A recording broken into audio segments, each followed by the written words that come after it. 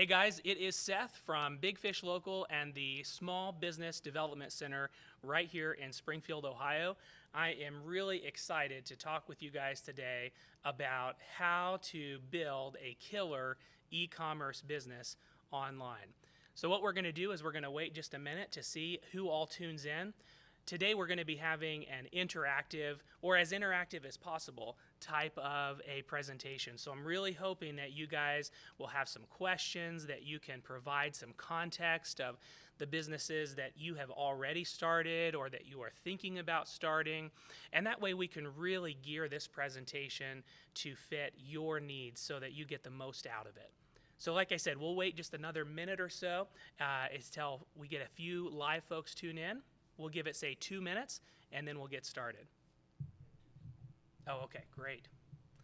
Looks like we have a couple folks already tuning in. Good to see you guys. I can't see you or your comments, but the cool thing is that Rob Alexander's right here behind the scenes, and he is telling me what you say in the comments so that I can tailor this to you. So we'll give it just one more minute here, see if we get a few other folks to hop in, and then we will get started.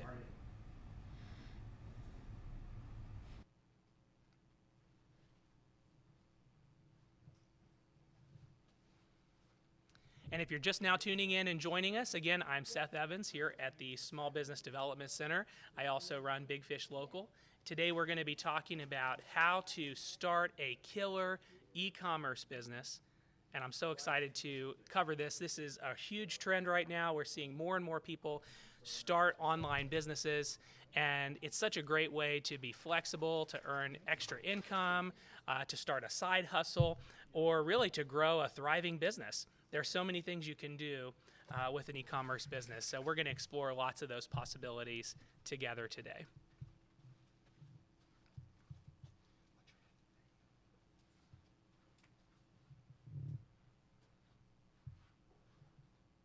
All right, we're going to do about a 15-second countdown here, and then we're going to officially get started. I'm sure we're going to have a few more people join after the fact or tune in to the recording. So if that's you, if you tune in after the fact, I want to also invite you to participate in the comments. We're going to be monitoring your comments and your feedback, and I will attempt to get back with you, even if it's a couple days from now. We want to make sure your questions get answered. But if you're tuning in live, you've got the best opportunity because this is where you can really ask your questions to get things moving. All right. I think it's that time. Rob, feeling good? I'm good. All right, let's make it happen. Hey, if you are tuning in right now, one thing that you could do that would be a huge help would be to share this post in your feed, to share it with your friends and family. Maybe you know some other folks that are also interested in this topic. So feel free to give us a thumbs up, like this post, or to share it so that we can spread the word even more. We might have more folks tune in partway through our live stream today.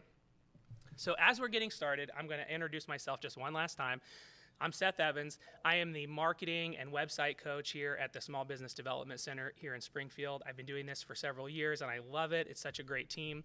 If you are a small business owner, or if you're thinking about starting a small business, this is a great resource for you. Not just this class, but this group of amazing coaches. So I'm really privileged to be a part of this team. I invite you to reach out if you haven't done that before, and if you have and it's been a while, reach out again fresh. I also run Big Fish Local. We're a digital marketing and website design company here in Springfield. I won't talk a lot about that today, but if you have questions about that, feel free to reach out to me through our website, bigfishlocal.org. All right, so I think it's time to get started with our class today, and today we're talking about building a killer e-commerce business using the internet, right? That's what e-commerce is all about, electronic commerce. And so through the internet, you have the ability to create really any kind of e-business that you want. As long as it's legal and it's within the bounds of what you can do online, you can sell services, you can sell products, you can do pretty much anything. So it really comes down first and foremost to what you are going to do. Are you going to sell products? Are you going to sell services? Is it a combination of the two? And depending on what you're selling or what you're providing, it's really going to change the direction of your website and the way that you build.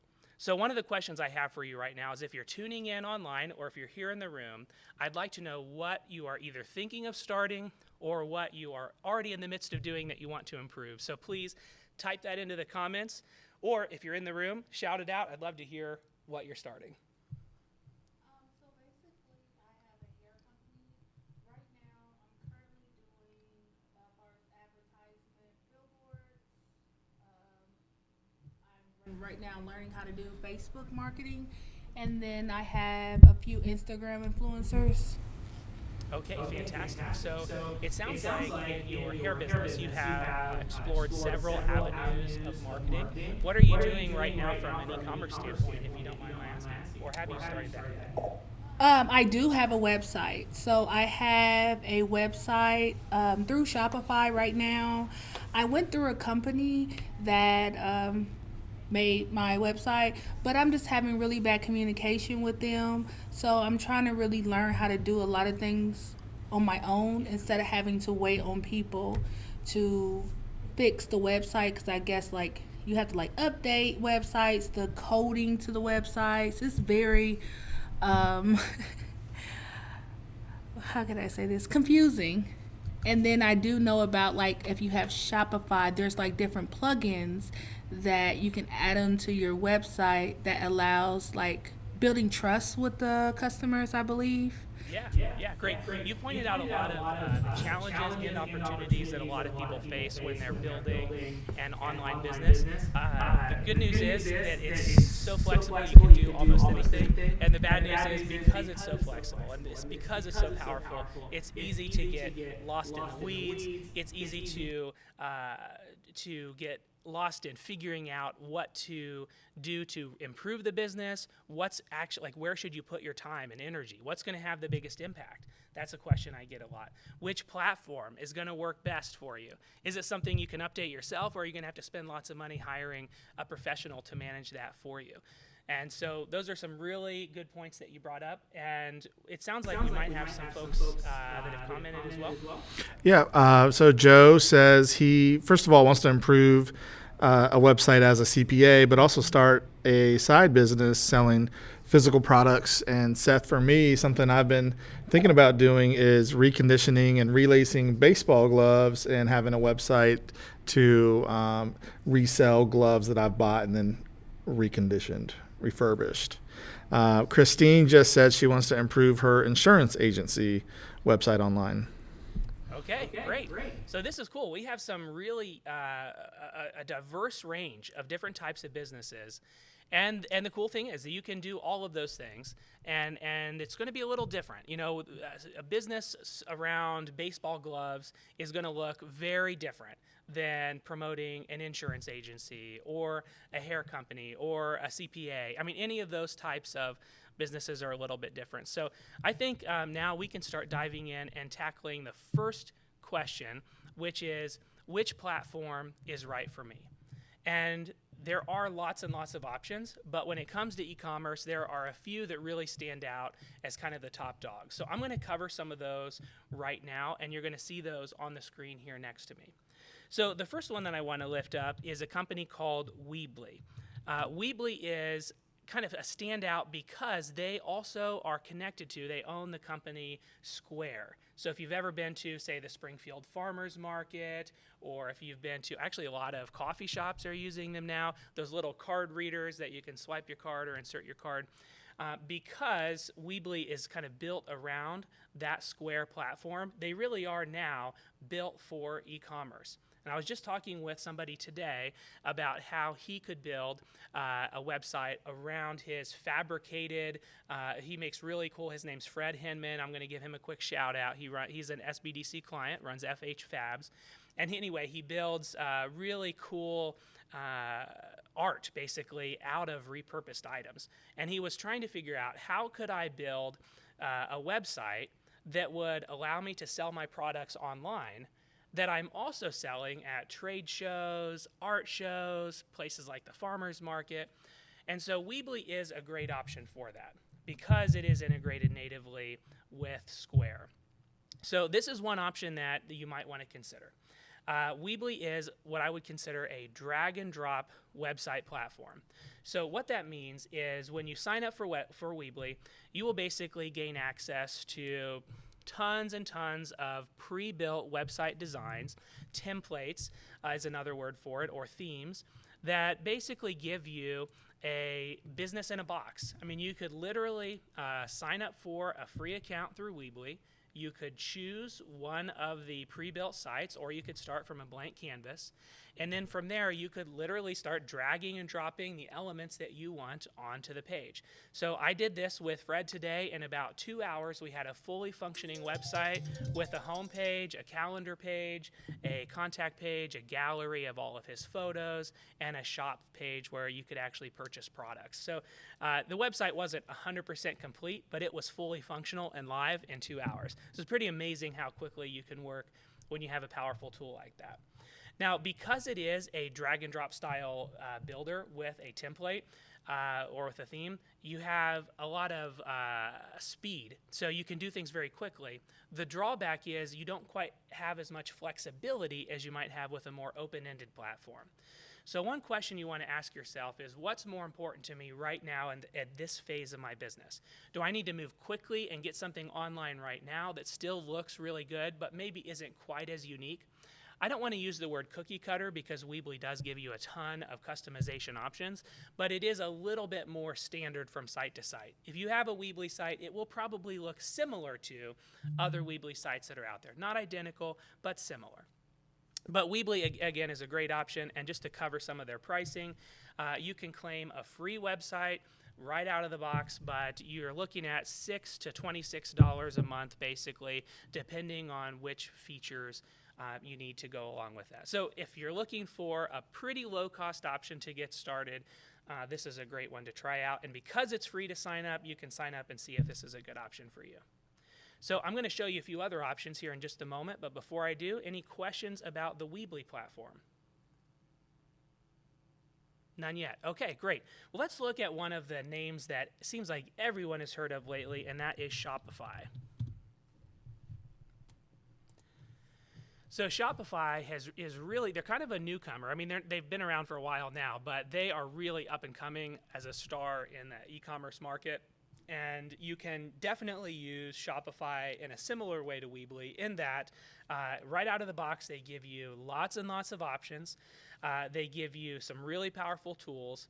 And they definitely, because for them, it's really all about the e-commerce, thus the name Shopify. Almost every feature they develop is really built around helping you get more sales.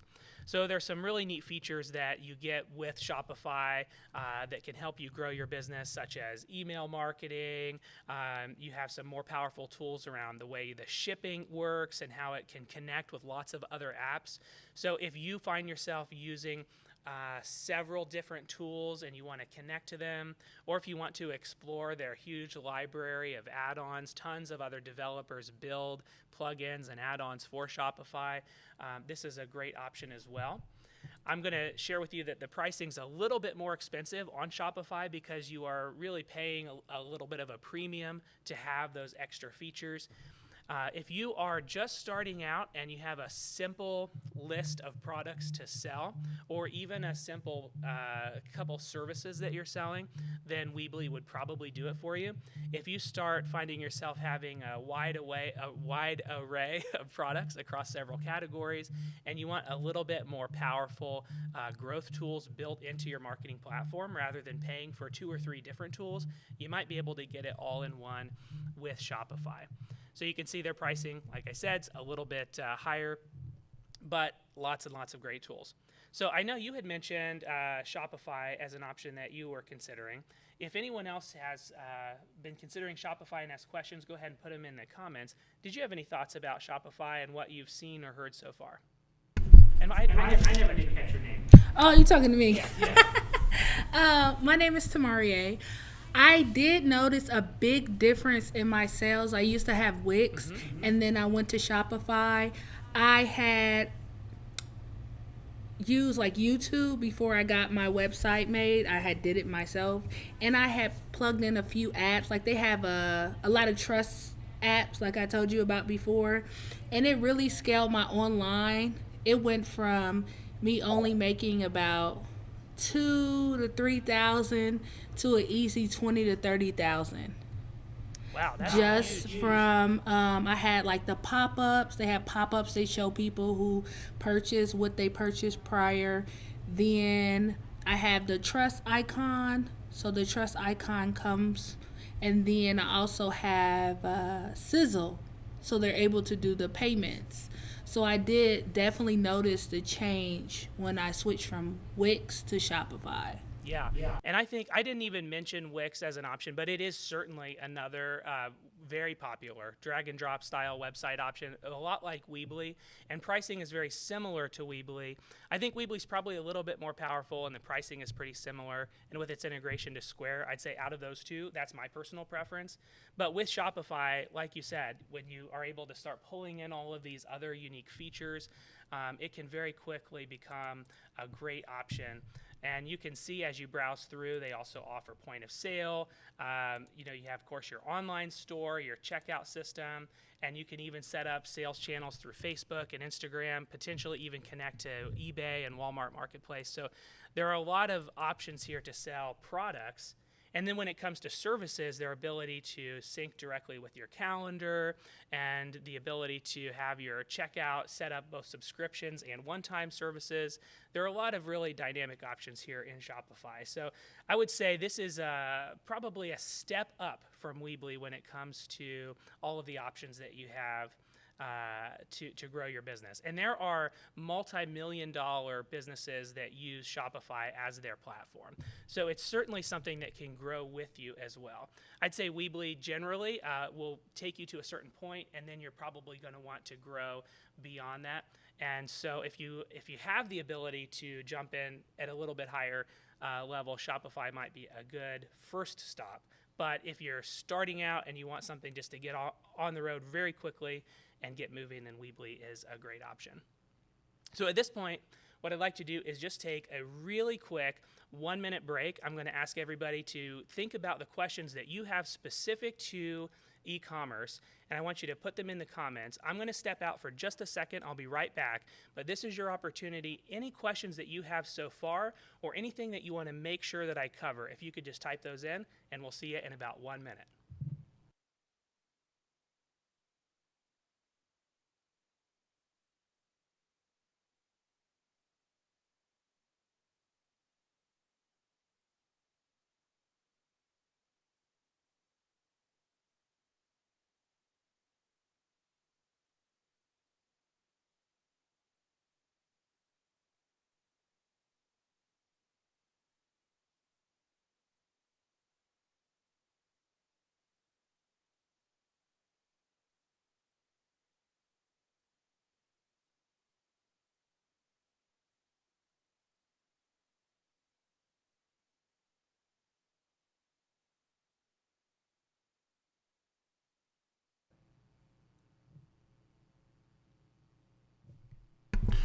Hey, Seth, we do got a question from Joe Collinsworth who's asking, what are your thoughts on ClickFunnels? Oh, great question.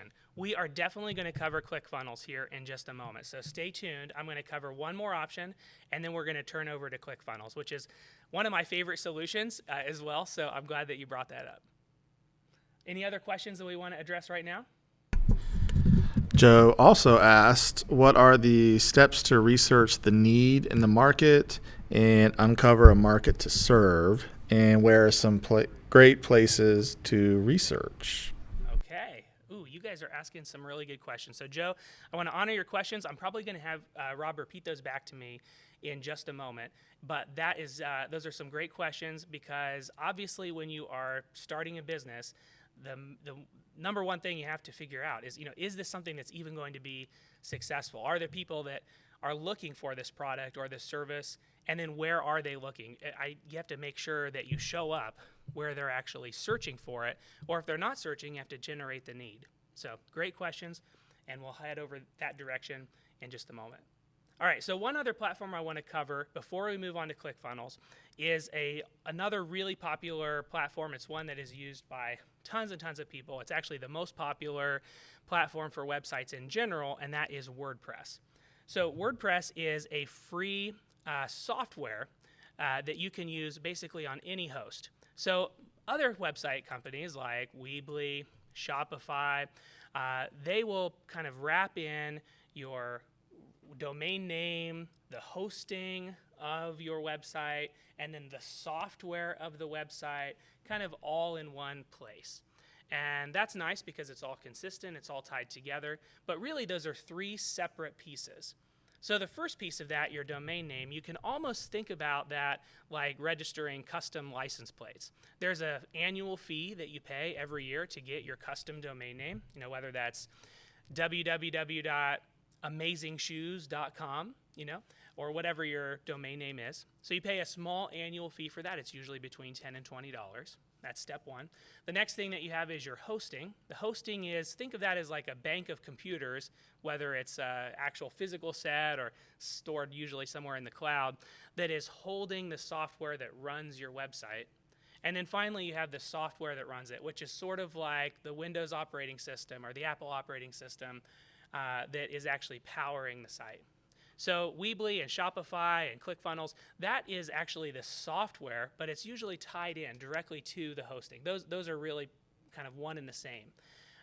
WordPress is a lot different. WordPress is actually the software that you kind of install yourself onto whatever hosting platform you want. So if you use WordPress, again, the WordPress software is free, but then you have to find a host. And that's not really the point of today's talk. We're not going to explore all of the hosting options. But what I will tell you is that generally you can expect to pay somewhere between $5 and $100 a month for your hosting, depending on how crazy you go and which host you choose and what all features you need. But for most folks, it's probably going to be around, say, $20 a month. And then you're going to, usually with that host, have some ability to install WordPress. And the hosting company that you choose can usually guide you through that process. But once you install WordPress, out of the box, it's really kind of a vanilla piece of software. There's a lot you would have to do to take it from out of the box to a live website, fully featured and ready to go. It's one of the most powerful tools because there are so many things that WordPress can do when you start downloading plugins, themes, and add-ons, and other tools to make the website more robust. So for more advanced users, or if you're working with a marketing company or a web design company who can help you build it, or if you come into the SBDC and you don't mind spending several sessions working together, kind of building it out together, WordPress can be a great option. It can be really powerful. But if you are new to e-commerce, I would say it's one of the more difficult platforms to start with. So there are tons and tons of great examples of WordPress websites online. If you do a search for, best WordPress e-commerce websites, we could find a few. But because it's a little bit more advanced, I'm not going to go into too much detail today, but I did want to make sure I mentioned it because it is still one of the most popular, probably still the most popular platform across the board for website design. So next I want to cover ClickFunnels. And there are several options out there like ClickFunnels, but ClickFunnels is certainly the most well-known of all of the funnel softwares. They've done a great job promoting themselves, but they've also, so everybody knows the name. It's sort of like Band-Aid is synonymous with, an adhesive bandage. ClickFunnels is kind of synonymous now with funnel creation software.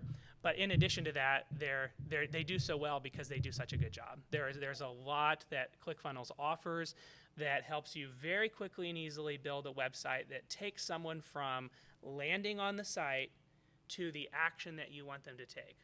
And that can be very different depending on the type of a business that you run. So for example, if you are selling hair care products, you might want to funnel someone over to your shopping page. If you are selling consulting services or appointments, you might want to funnel them to services.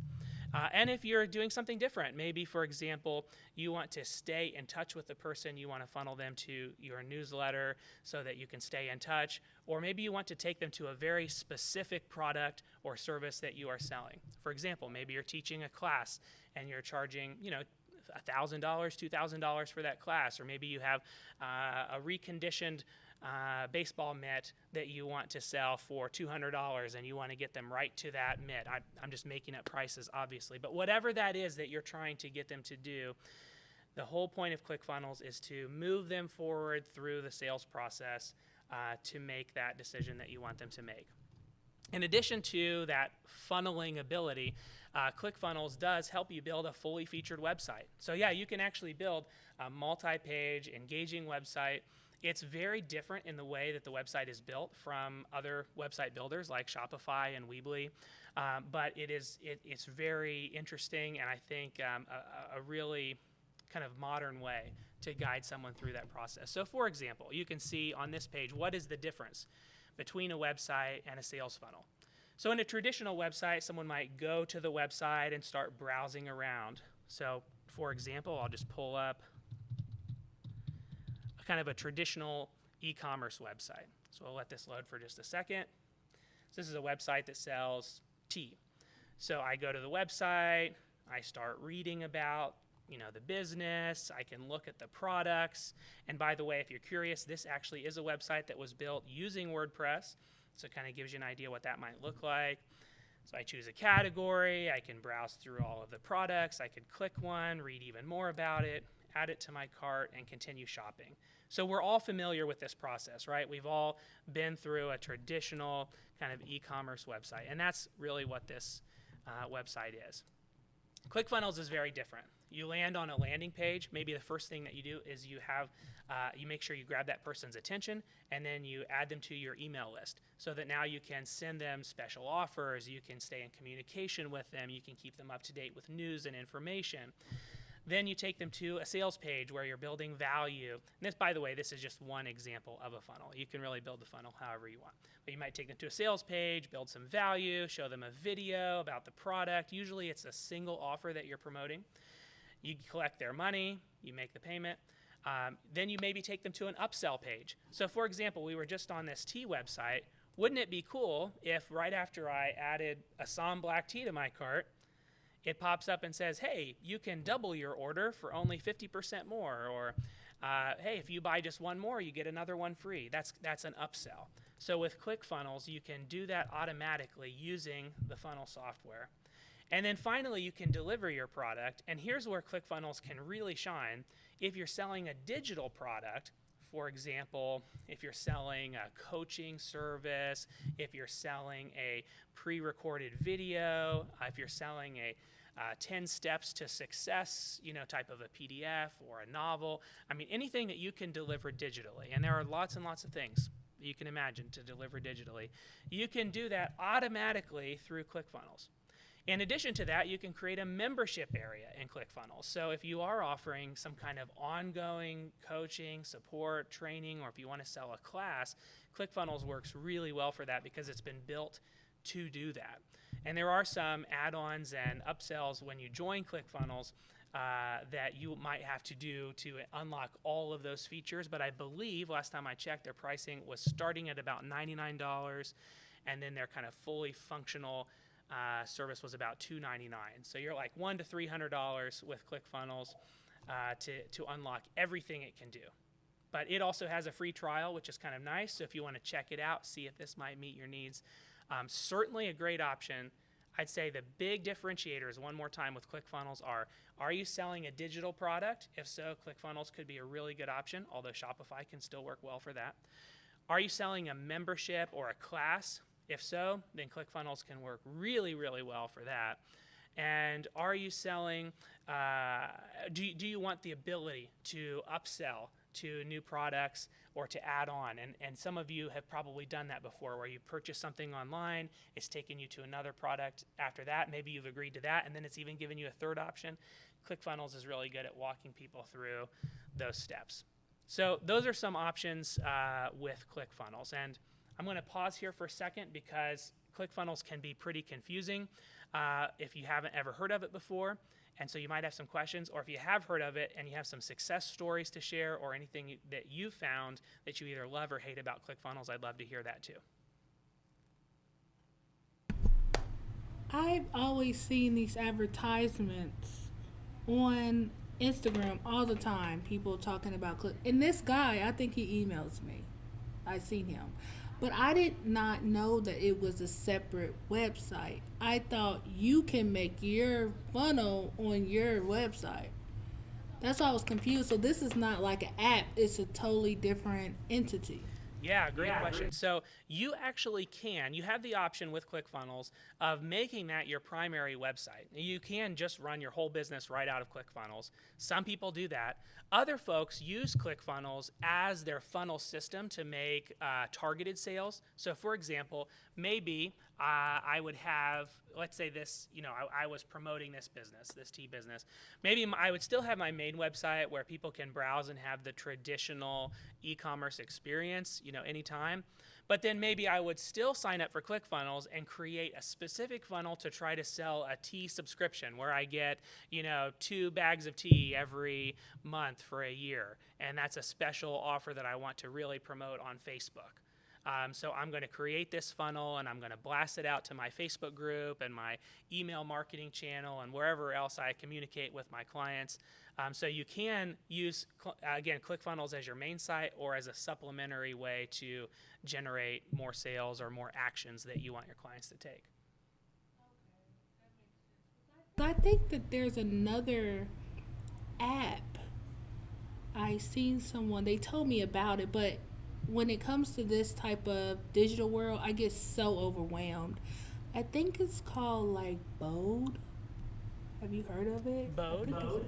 Yeah. Honestly, I don't have any experience with that one, but there are a lot of options out there for landing page builders, for example. Yeah, it's very similar to.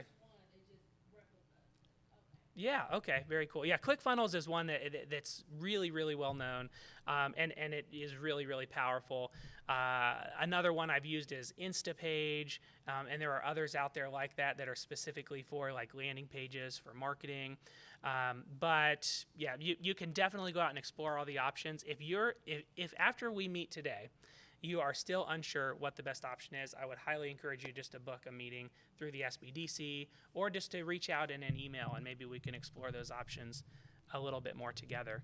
Any other ClickFunnels related questions? Yeah, Joe brought up that ClickFunnels has a 30-day challenge that you pay $100 for. I've taken it. It's one called One Funnel Away. Mm-hmm. It's really good. It every day for 30 days they give you a specific challenge. If you do every one of them, at the end you walk away with a fully built funnel. So I have used ClickFunnels and loved it. It's a great program. Cool. Well, I appreciate that endorsement for ClickFunnels, and I would second that as well. I've also done the 30-day challenge, and I've used ClickFunnels. I use it more supplementary to promote specific types of things that I'm trying to promote or to sell, although it can really function as a standalone website as well. Here's another difference I will say between, so like Weebly and WordPress and Shopify and ClickFunnels. ClickFunnels is designed, everything about it is designed to help you sell more, whether that's services, products, getting more people on your newsletter. And they have built in a lot of training, a lot of support. They have a community that you can join on Facebook to get help from other people. So they're really all about how can we make you as successful as possible, as quickly as possible. And so they're there to give you that support. Whereas, say, Weebly and Wix and Squarespace, those platforms are great, but what they're all about is helping you build a website very quickly and easily. So not necessarily to help you sell and be successful revenue-wise, but just how can we get a beautiful, engaging website up and running as fast as possible. That's kind of what they're all about. And then Shopify also is really designed at how can we give you all the tools that you need to help you grow your business, your e-commerce business as quick as possible. And then WordPress is kind of out there on its own. It's like, we're going to just give you all the tools and you have to pick and choose what's going to work to help you and kind of implement it yourself. There is a great WordPress community, but it's definitely a little more on the technical side and less on the like one-on-one coaching kind of a side. So, all right, we've covered a lot about platforms, and I know platforms is just one small drop in the bucket when it comes to all of the things we could be talking about today. But it's usually the piece that people get stuck on when they're first starting their business. They feel like if I make a decision, if I make the wrong decision, then I could totally mess up my business. And I want to first reassure you that's not going to happen. It is relatively easy to switch from platform to platform. It's not like you can just one click export everything from one and into the other, although sometimes that is a possibility. There might be a little bit of labor involved, but you don't have to worry about losing your website address or, losing all of the sales that you've made, or starting from page one, starting all over again with Google and working your way back up through the rankings. There are things that you can do to make that easier. I would say what's more important is to take out the fear aspect and just step forward and take the next step. Whichever one feels like the best fit, or that if you've spoken with a few folks, you've checked it out, really the best first step you can do is to just jump in and start using it. Because like anything else, once you start using it, playing around with it, and exploring the tools, you'll find that I think you'll find that really helps you gain that forward momentum. You don't want to stall out partway through and give up. It's definitely better to just keep working forward. Okay, so we had some other questions that were not related to platform, and I have a few other things to cover, but like I said, I want to make sure that we address your questions. So Joe had some questions, and maybe some others have come in as well.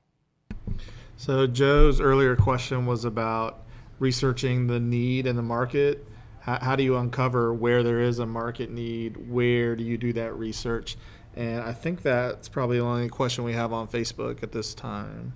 Okay, let's go ahead and tackle that one, because before you even go sign up for a website platform, you certainly want to address that question. Is there an active need? Are people actually searching for whatever it is I have to offer? And there are some things that you can intuitively answer here. So, for example, you might just know that there is a big need for it. So, for example, I know there's a big need right now for house cleaning services in Springfield. And I know that because I called around trying to find a house cleaning service, and everybody was completely booked up. I called, like the top 10 listings in Google, and nobody was available. So if you wanted to start a house cleaning company, this might be the time to do it. So there are things like that where you just know, because the market is so saturated with buyers or with seekers, and it's just personal experience. But there are better ways than just personal experience. So a couple things that you can do to find out the need. There are some great tools available. One of my favorites, which you might find helpful, is a tool called KW Finder. And that stands for Keyword Finder. What I like about this tool is basically you can sign up for a 10-day free trial, and you don't even need a credit card for that free trial. So if you're in that exploratory phase of your business, then this is a great time. Like, sign up for it, try it out for a few days, and do your research, and then you don't even have to continue the subscription. But this KW Finder, this Keyword Finder, allows you to type in whatever keyword you think people might search, and just go with your gut.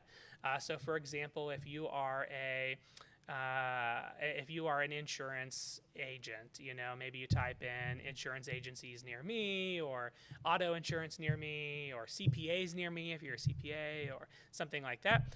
Or maybe you type in, if you're selling a product, you could type in, reconditioned baseball gloves, or whatever it is. So you type in what it is you think that people are searching for, and then what Keyword Finder does is it will spit back out all of the other related keywords that people actually search. So you might have hit it right on the head, and you got the keyword that everybody's searching for. But if not, it'll show you all the others.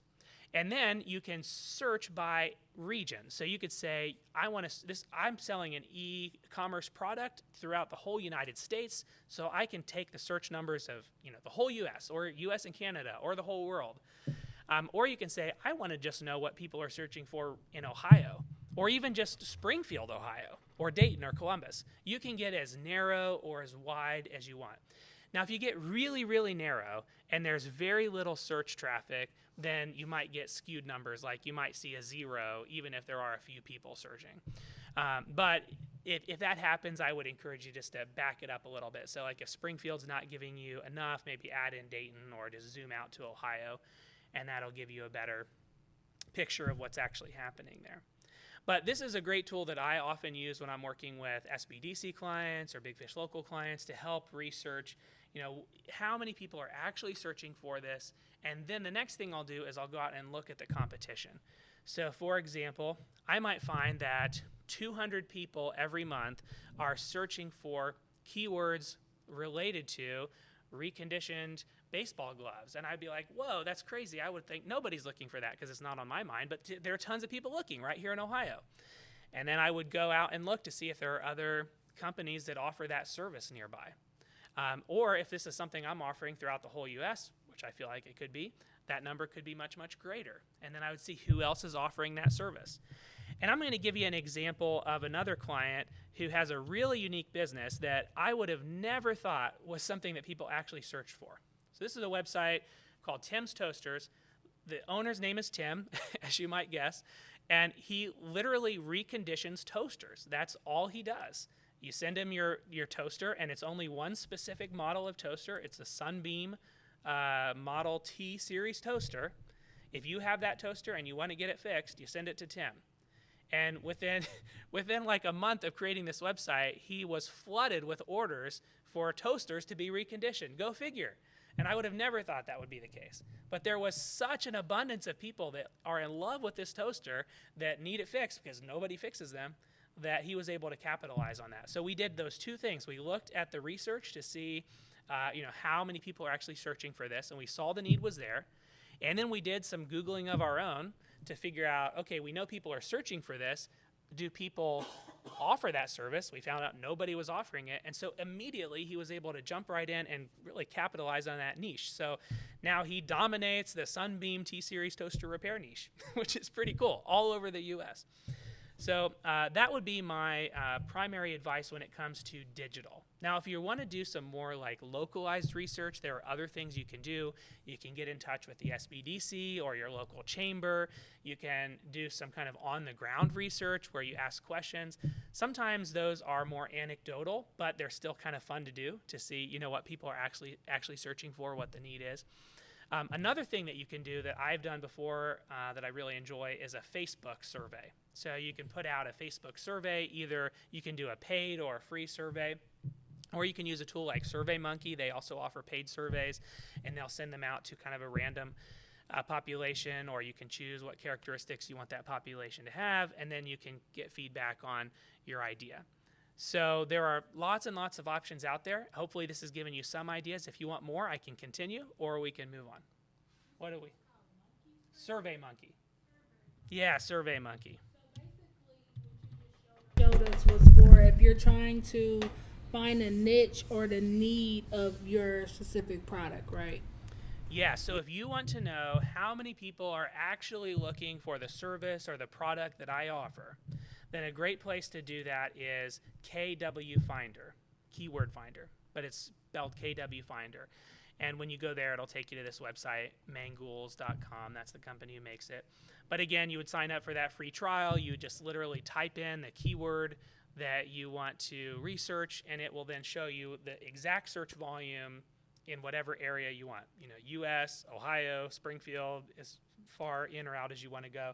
So that's a great way to research that. The next thing I would do is I would actually do the Google search.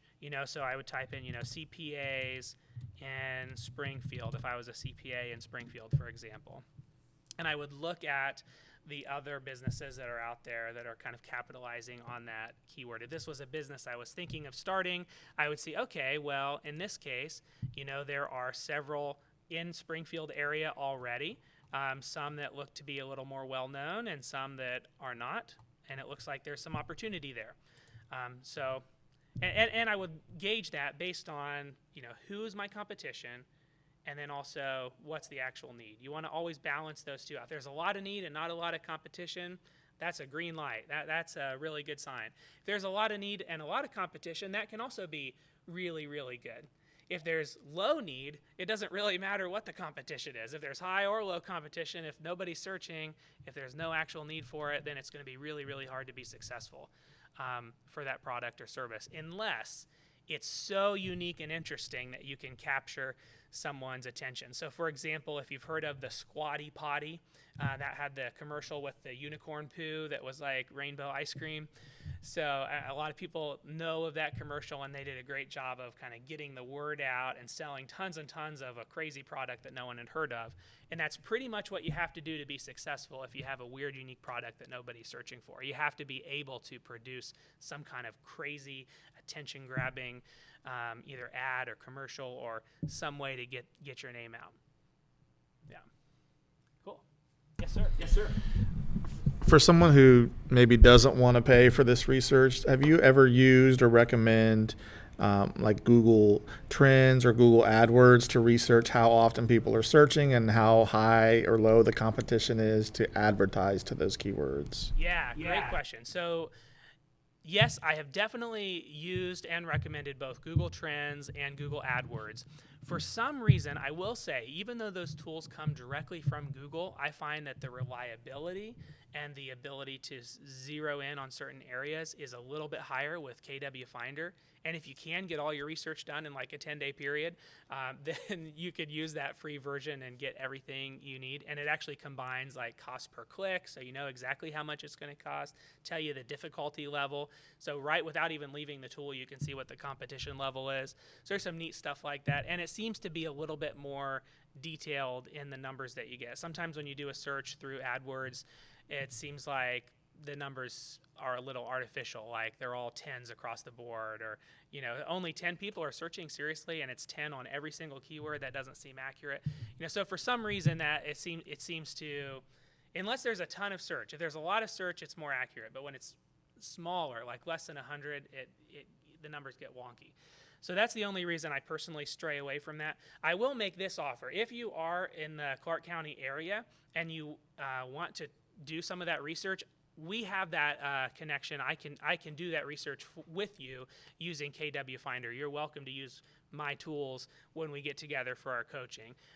But if you are doing it on your own and you want to make sure that you never have to pay a penny for it, AdWords is definitely a solid option. And it is completely free to sign up and get started and to explore and do that research. And the same thing with Google Trends. Trends is a cool resource because, again, it's a trend, right? So you can see the change over time. Again, that same thing shows up in KW Finder, and it'll go back like 3 or 4 years. And I'll give you an example. Electric scooters have really caught on over the last couple of years. So if you look at its trend, you can see it's gone from, a moderate amount of search to just steadily, like year over year over year, it just like doubles. It's crazy. And of course, now we have electric scooters here in Springfield on the streets. So we have jumped on that trend train. And so, yeah, great question. Other thoughts or questions before we move on? Okay, cool. Well, we're just going to keep on going then. So let's assume now at this point that you have done the research. You have found that there is a need for the service or the product that you're offering. And then you have decided on some platform to promote that, whether it's a more traditional e-commerce website through Weebly or maybe a little bit more robust platform like Shopify, or maybe you've gone the funnel route and you're using ClickFunnels. You've picked that platform. The next thing that you have to do is to start promoting that product or service. You have to get the word out there. So all of those early steps are really, really critical to making that happen. But I think this final stage of promotion, well, it's really not the final stage, but this next stage of promotion is really where the magic happens and where the fun happens. Because now is your chance to take everything that you've built and really start getting the word out to the people who would be most interested in that product or service.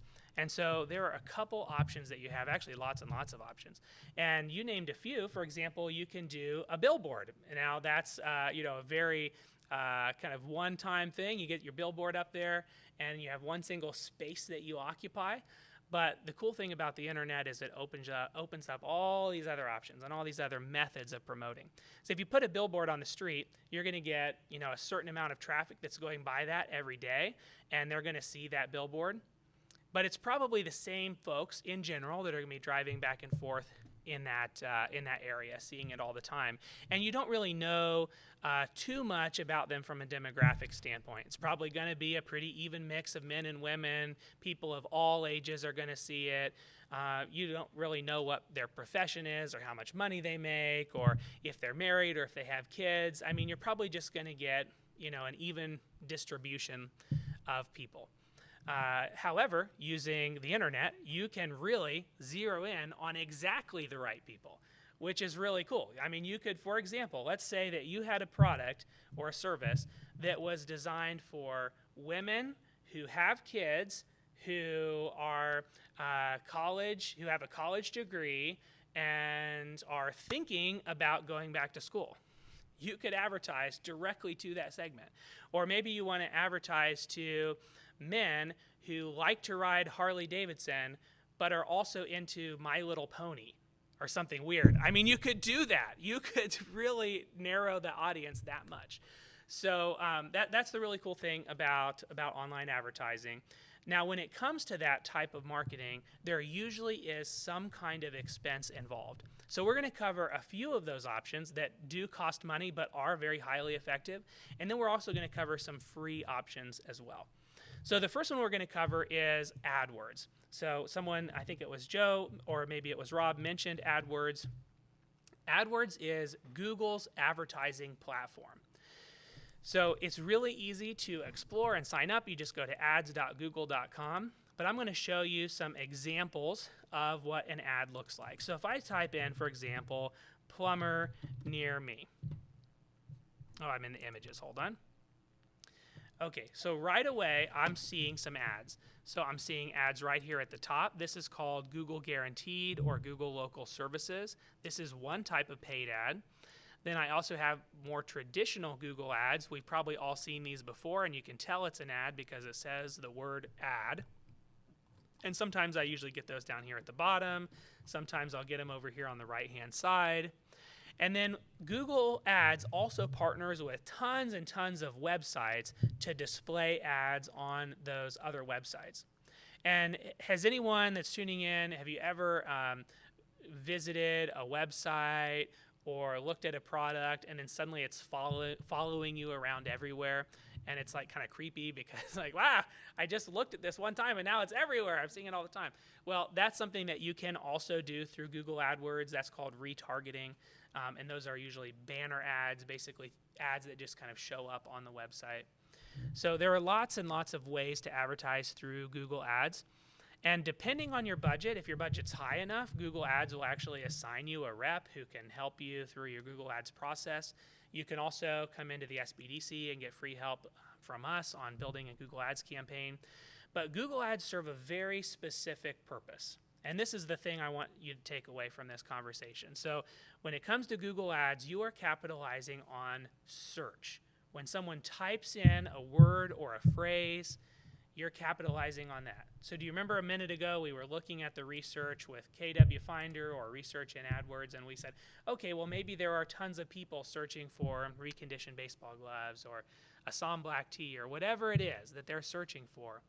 Well, if I want to make sure that I show up to at least some of the folks that are searching for that word or phrase, I can pay a certain amount, and it's a price per click typically. So that might be $1 a click, could be $10 a click. It could literally be $100 to get a single click. It just depends on the competition. But the good news is Google will tell you what that cost is. So it's not a surprise. You'll know right off the get-go typically what you should expect to pay per visitor, basically, to your website. But the flip side of that is even though you are paying for every visitor, you are only paying when you get a visitor. So if it's not working and nobody's clicking it, you're not paying anything. But if they are clicking it, then you're paying for it. So that's what Google Ads is all about.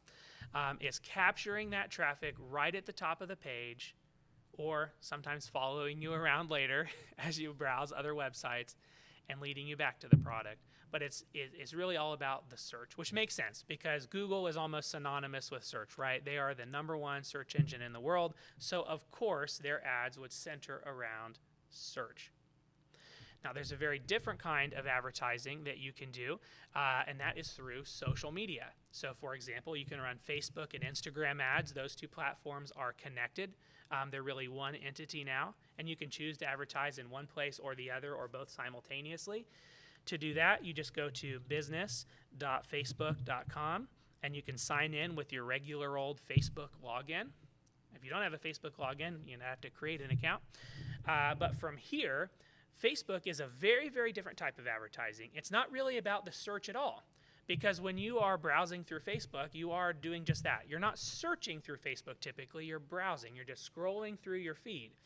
And you've done this before. If you've browsed Facebook, you've been browsing through and you've seen an ad, right? Because like every third or fourth post is an ad in Facebook now. So as you're scrolling through, you see those ads, and most of the time you probably scroll right past them. But every now and then when one really catches your eye because either the ad's well designed or they did a great job targeting you because they knew exactly what you needed at just the right time, and then you click the ad, and then that person just paid a little bit of money to get you to click that ad. So Facebook works in the same principle. You pay per click.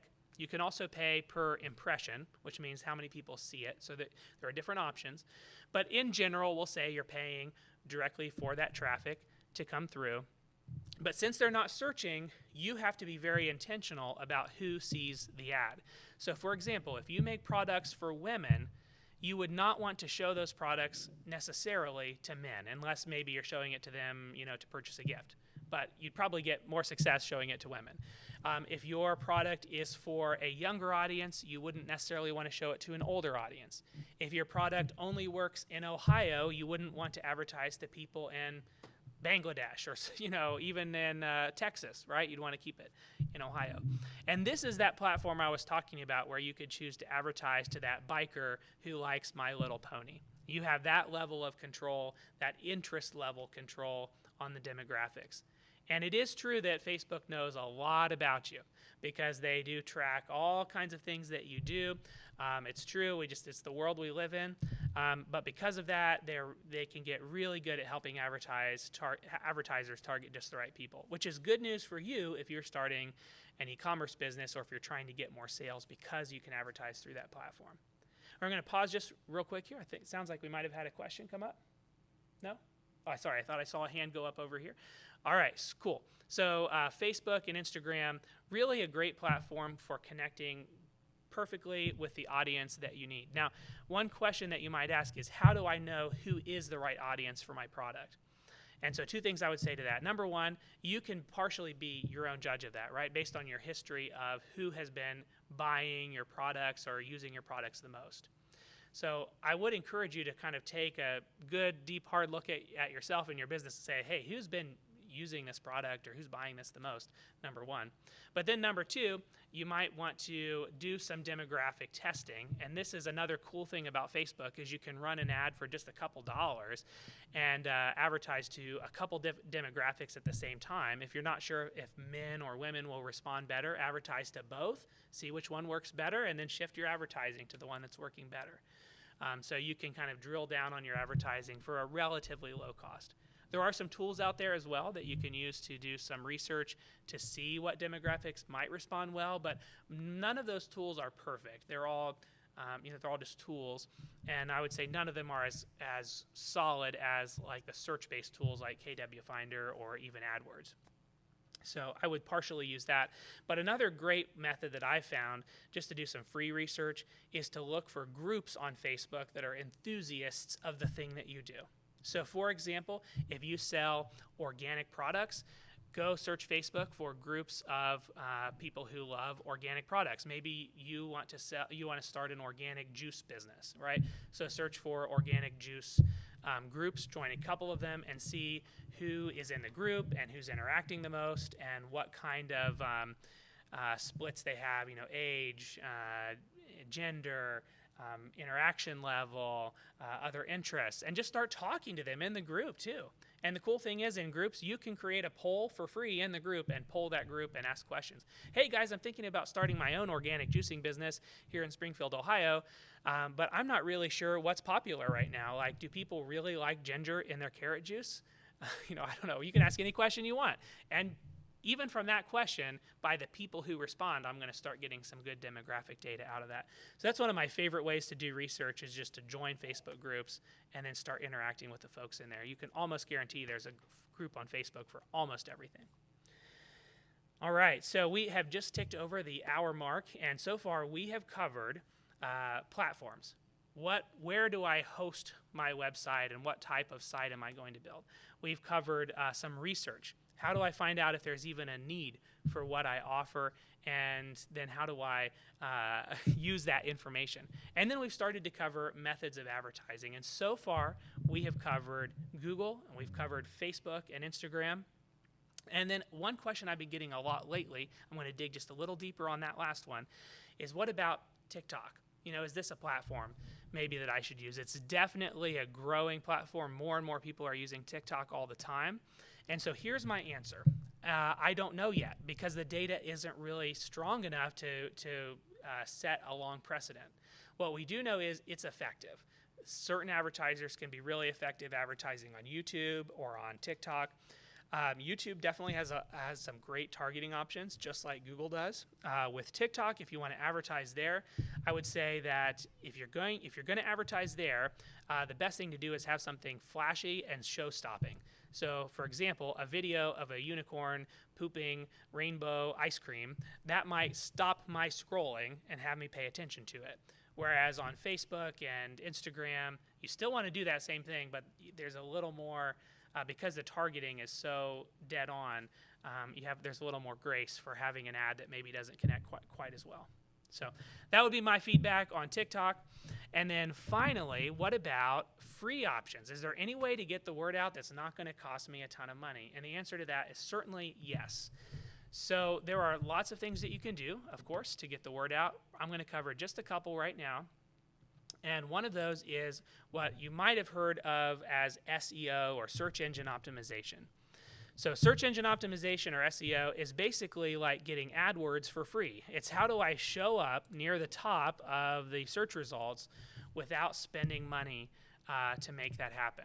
And there are 200 factors that go into SEO rankings or more, and so we're going to cover them all right now. No, I'm just kidding. There's no way we could do that.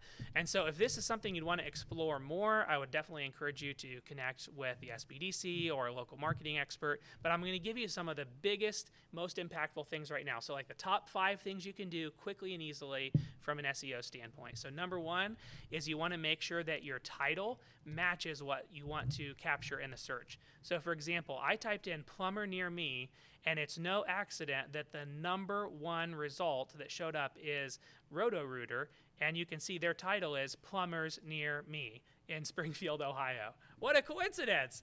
They did exactly that. They made sure their keyword is right there in their title. Now, it doesn't necessarily have to start the title like they did, but it definitely helps to have it in there. And here's another one, best plumber in Springfield. That kind of captures the plumber near me, or find a plumber near Springfield.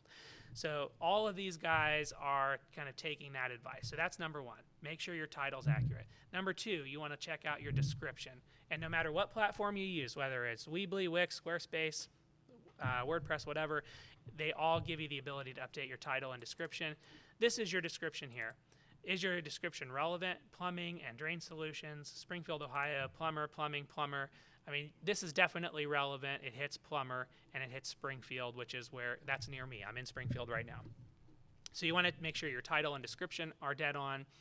And then you want to make sure that your website has lots of good content. So if I go to this website, and I haven't done this search before getting on here, so hopefully it matches what I'm looking for. Yep, it sure does. You can see they have lots of well-written content, I'm guessing, about plumbing and drain solutions in Springfield, Ohio. So they're hitting all of the boxes. Oh, I lost my page. There we go. They're hitting all of the boxes about having actual content. If there's no content on the website, it's not going to show up near the top of the search results. No question. So that's very important. So you got title, you got description, you got content. Next thing is the user experience of the site. Is the site easy to navigate? Does it load quickly? Is it pleasant to the eyes? Or do people go and they're like, oh my gosh, I don't want to see that, and then they're gone because the website is just so horribly built, or it's just so slow to load that they get frustrated and they leave. If any of those things happen, that will penalize your site. It'll push your website down in the search results, or you won't be as high as you should be because your website was not constructed well. And then finally, the last aspect is the authority of your website. Google is sort of like a big popularity contest. If lots of people are pointing to your website, they're linking to your website because they love your products, your services, or you're just very newsworthy, you're showing up in the news all the time, that can also help increase your search rankings. That's one of the hardest things to control from an individual standpoint, but it is one of the most important factors. So SEO is a great way to move your website up in the search results. It is sometimes challenging, also something we can help you with here at the SBDC. So that's SEO. And then the last thing I want to cover is the importance of email. Email. Now, I have heard many times, especially lately, I'm hearing this more, email is dead. And maybe that seems like it can be true. Sure, it sounds like that could be true. I know I get tons of emails every day, and I'm always unsubscribing and deleting them and ignoring them. But the truth of the matter is that when it's something we care about, we keep it in our email inboxes and we follow it. So if you can gather just the right audience, if you can be laser focused on the potential raving fans for your business, and you can draw them into your newsletter, and they're the ones actively subscribing, you're not just randomly putting people on there that have never agreed, but they chose to subscribe to your newsletter. And then you send them really good content that's either super interesting or packed with great offers or, just engaging, really. That's what it's all about. Like, is it something worth reading or is it something worth dumping? That's the question. But if you're sending good content that's worth reading and potentially has some really good offers, you can keep your audience really, really engaged. And email is a great way to keep drawing people back to your business. I work with an apparel company, and email, they sell apparel all over the United States, and email is their number one method at the lowest cost. The only thing that they pay for is their Active Campaign subscription. By the way, there are lots of email options out there like MailChimp, Active Campaign, Sendinblue. They use Active Campaign. It's one of my favorites. But they pay, whatever that is, $50 a month or whatever for their Active Campaign subscription. And for that, they get more revenue than any of their other methods. They spend hundreds and hundreds of dollars on SEO every month, on AdWords every month, on Facebook advertising, and yet email is the thing that keeps bringing people back to their website. So please don't assume that email is dead. Don't believe the naysayers. It's super important. So when you are building your website, I would highly encourage you to have somewhere on the website that's very obvious that allows people to connect with you and sign up for your newsletter. And I'm going to harken back real quick to ClickFunnels. And if you remember, one of the first things that ClickFunnels tries to help you do is add people to your email list. And that's why, because that is so effective. And Shopify and Weebly and every other website platform can do that same thing for you to build your email list. But the important thing about any of these things that we've talked about, whether it's Facebook ads, Google ads, email, or whatever your marketing approach is going to be, SEO, is to do it and do it consistently. So if you sign a bunch of people up for your newsletter and then you send your first newsletter out and then you never hear anything back and you give up and you stop publishing newsletters, of course it's not going to be successful. If you start working on SEO and you update your title and your description and you don't move up the rankings that much and you give up, of course it's not going to be very successful. And that's true with every marketing method. So you have to consistently invest into it until you get the results that you're looking for. So persistence is my number one message across all of these things, whether it's building a website or promoting your business. All right. Do we have any new questions that have come from the audience?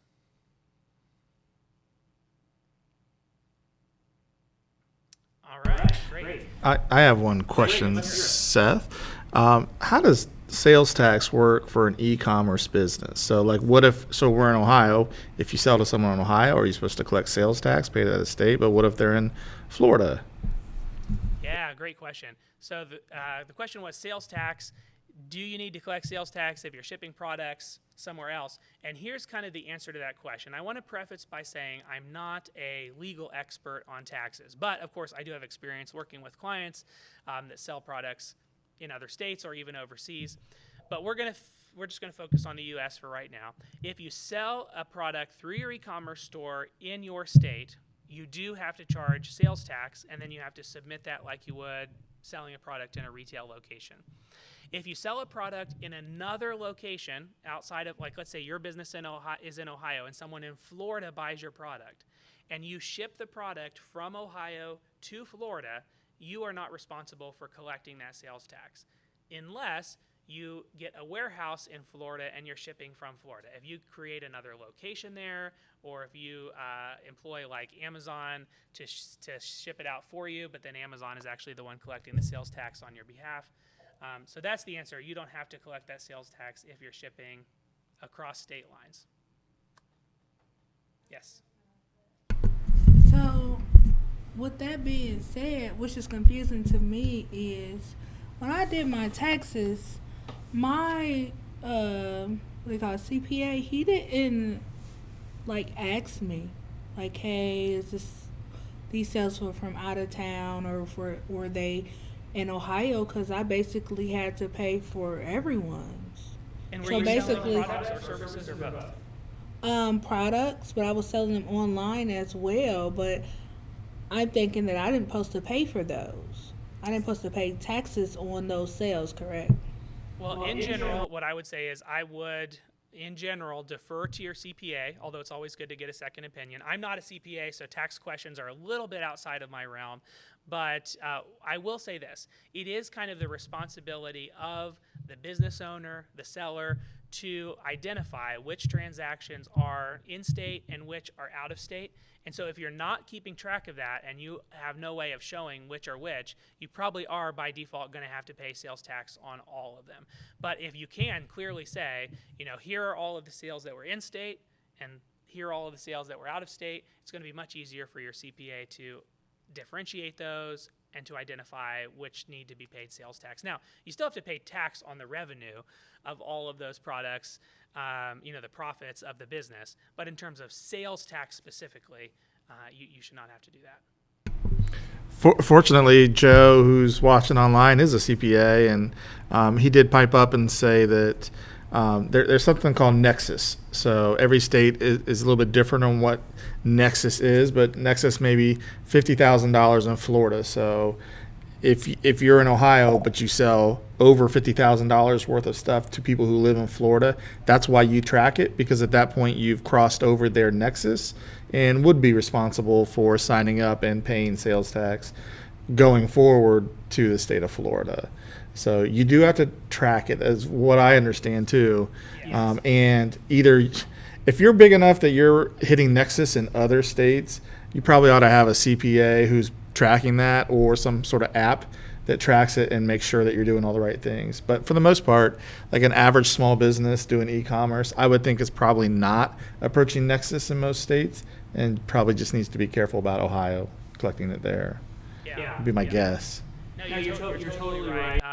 And the great news is that platforms like Shopify, for example, will track your sales by state for you and help you generate lists of how much revenue you did in each location and what taxes you collected or didn't collect, and you can set it up so that it automatically starts charging sales tax when people buy from certain states. It can handle a lot of that taxing for you, but I would highly recommend that you don't set that part of it up on your own if you are expecting to do a pretty high level of e-commerce sales. I would definitely take Rob's advice there and Joe's advice and work with a CPA if your volume starts approaching levels, especially in other states, from a sales tax standpoint. I would say working with CPA was one of the best decisions I ever made. So.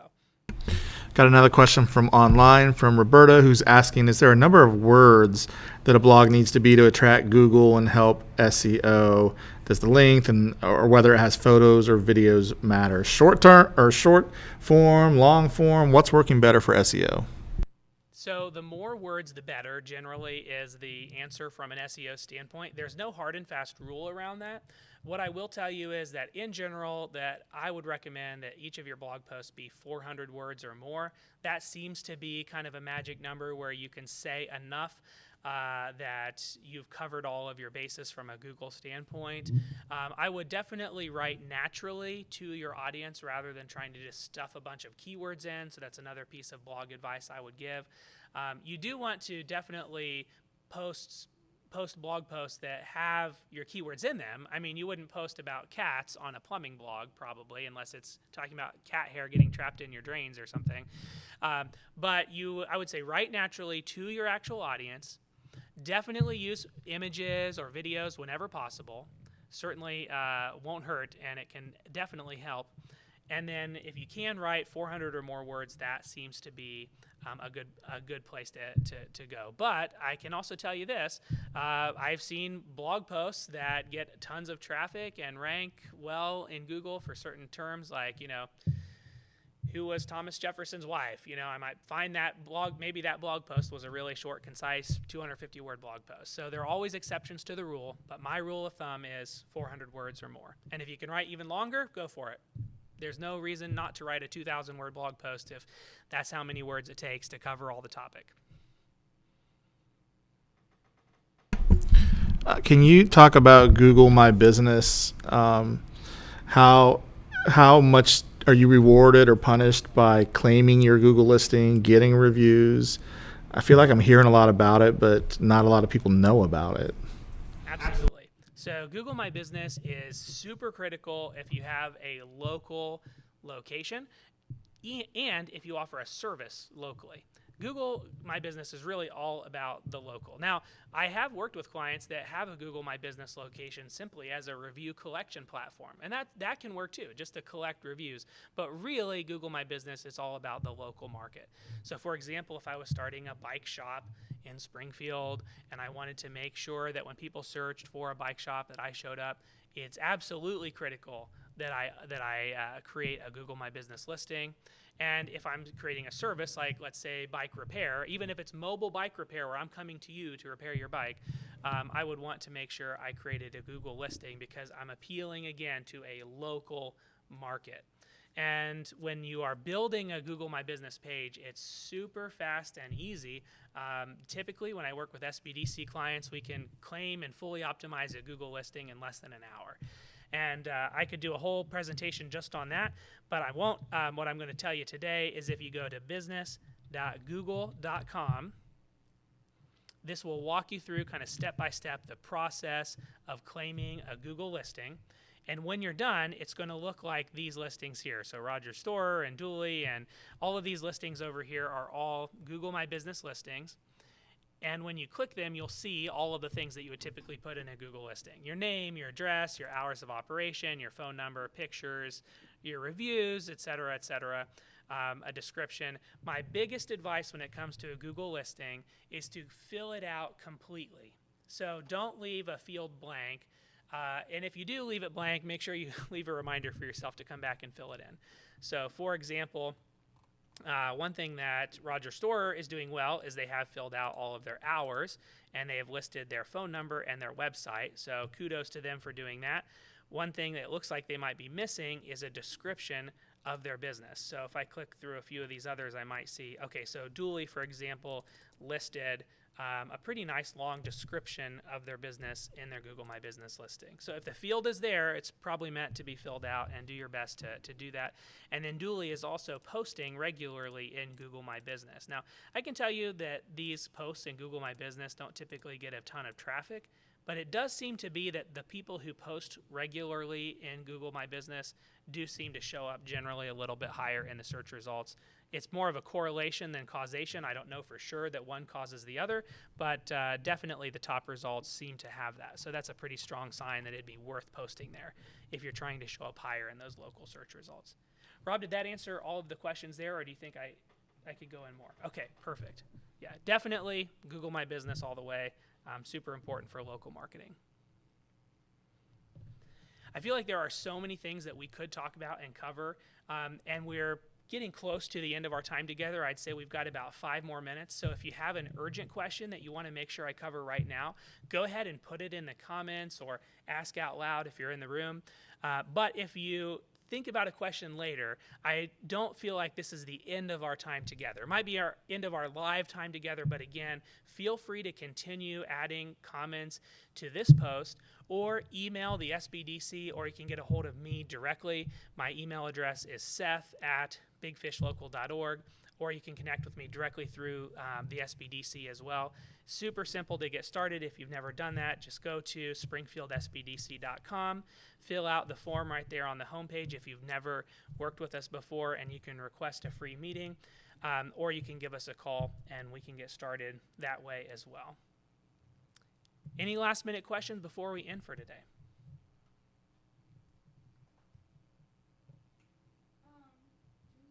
You don't use Shopify, do you? So I don't use Shopify for my own business, but I definitely have worked with Shopify for many other clients' businesses and helped them, through that process.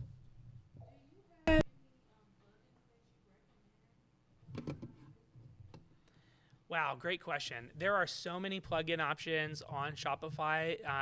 I could probably just start naming some great plugins, but it really depends on the purpose that you're trying to accomplish. Is there any specific thing that you're trying to accomplish that you're looking for a plugin to do?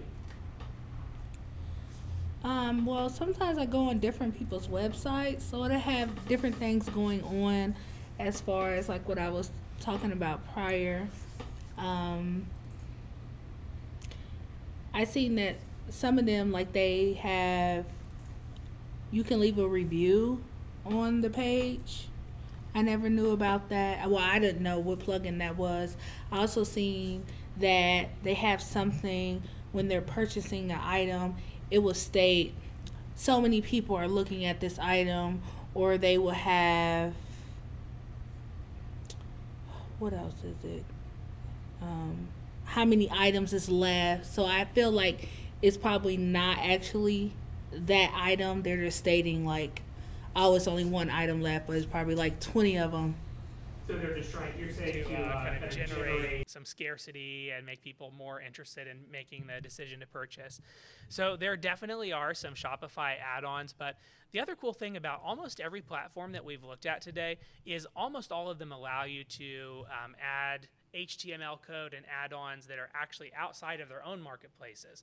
So for example, one that I've used quite a bit is a review plugin that will basically show a review badge on your website saying, I have this many. I'll give you an example here. So like I have this many positive reviews from Google and this many from Facebook. There are widgets like this one here that have like a virtual consultation that you can set up. So this is another example of a widget. And these are all widget, and there's another one over here like a chat widget. There are tons and tons of outside widgets that you can bring into. So like this is one that we've used called Trust Index, which pops up a little badge telling you how many reviews you have across however many platforms, and then you can click it to take you to see all of those reviews. So there are lots and lots of great options out there, and they're not always in the Shopify market or the Weebly market or the even the ClickFunnels market. So to answer your question, what I would love to know, if any of you all that are tuning in are looking for a specific ability for your website, just let us know what that is, and we might be able to recommend a tool either within your existing platform or one that you could get from maybe an outside platform that you could bring into your website.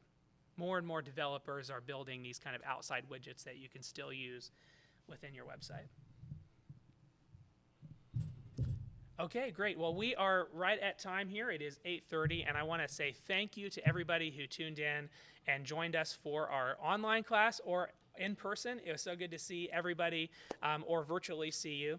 And I hope that you found something helpful. What I would love is if you did find at least one thing helpful and you're tuning in online, put it in the comments. Tell me what was the most helpful thing that you got out of today, and I'll use that to help us in the future as we do more classes like this.